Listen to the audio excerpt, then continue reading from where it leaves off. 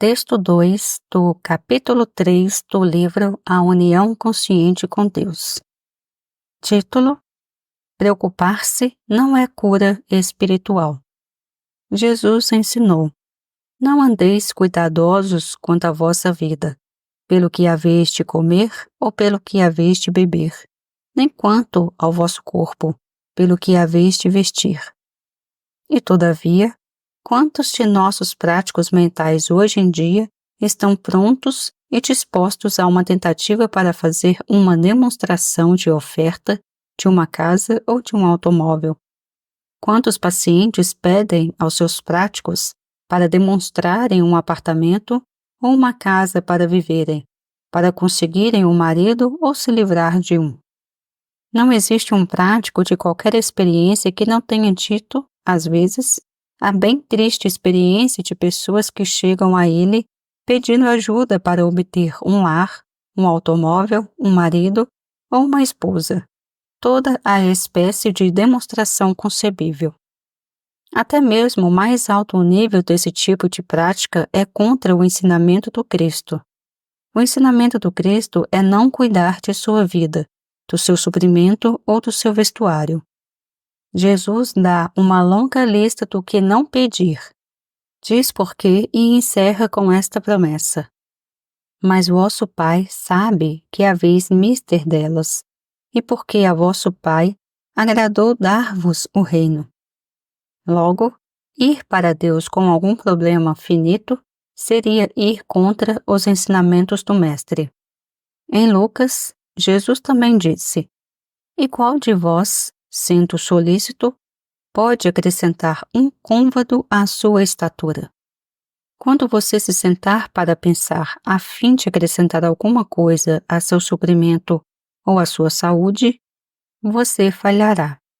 Além do mais, a Bíblia declara: Porque os meus pensamentos não são os vossos pensamentos, nem os vossos caminhos os meus caminhos.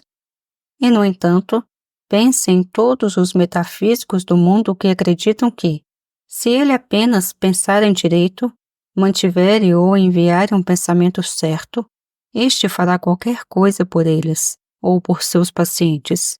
Embora, ao praticarem esta doutrina do pensamento certo, estejam violando o próprio ensinamento que alegam estar seguindo. A transferência de pensamento de um indivíduo para o outro é a atividade da mente humana. Embora isso muitas vezes resulte no que chamamos de cura ou melhora, na melhor das hipóteses, algumas vezes, isto é temporário, porque se o prático mental tem sucesso hoje, ele precisa trabalhar 2 vezes mais na semana seguinte. Qual pode ser o fim de toda essa prática mental, senão uma dor de cabeça? As pessoas que se tornam adeptas ao trabalho mental começam a ficar constrangidas, porque estão trabalhando sob pressão mental.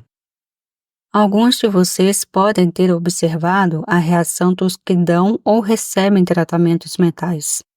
Vocês podem ter visto práticos que executaram seu trabalho sob terrível pressão mental e testemunhado a confusão que isso acarretou.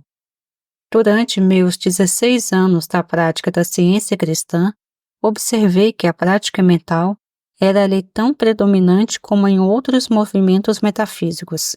Na realidade, há exatamente tanta autoridade nos escritos da Sra. Ed para a prática mental como para a prática espiritual. Ambas as coisas são ensinadas e podem ser facilmente encontradas em seus escritos. E qualquer pessoa pode fazer a sua escolha, dependendo de qual ensinamento a atrai mais.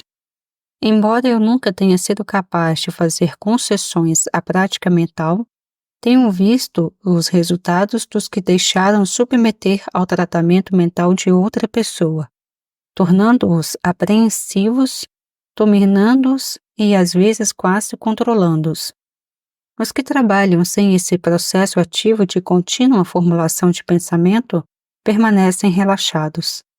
Em lugar de tentarem ser uma força ou poder, apenas se tornam o veículo através do qual o espírito trabalha e, portanto, Raramente há qualquer nervosismo ou irritabilidade, porque o espírito está sempre renovando e reconstruindo.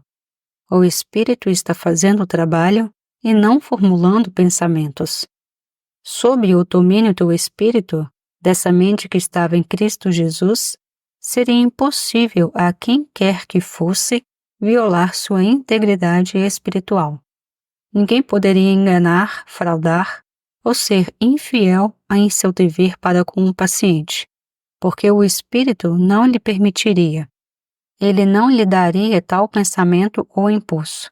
Além disso, quando um prático fica sob o domínio dessa mente que também estava em Cristo Jesus, ele cura sem esforço mental ou pessoal, quer o paciente esteja acordado ou dormindo, e até mesmo quando o prático está dormindo. Quando uma pessoa está trabalhando mentalmente, ela tem a escolha de ser boa ou má, sem que haja um poder controlador para impedi-la de fazer o que ela quer, exceto o seu próprio bom senso. Isso não significa que os que trabalham com base nessa linha mentalista sejam pessoas más. Porém, se são boas, isso ocorre exatamente por serem boas, não porque ficaram sob a influência daquela mente que estava em Cristo Jesus, que não lhes permitiria serem não menos do que Deus em ação.